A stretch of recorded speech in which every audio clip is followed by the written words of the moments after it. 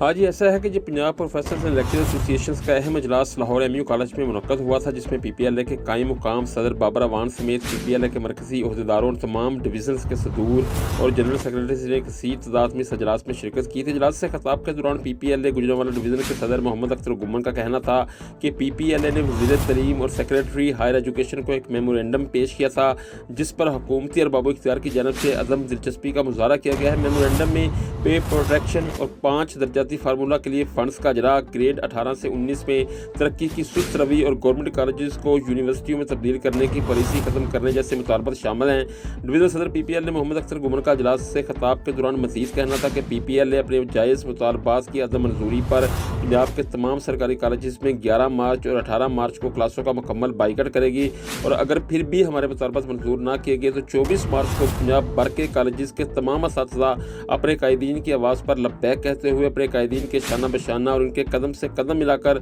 Civil secretariat Lahore के सामने भरपूर एहतजाज रिकॉर्ड करवाएंगे, और अगर फिर भी मुतालबात ना माने गए तो वो धरना देने और भूख हड़ताल करने से भी गुरेज नहीं करेंगे। जी।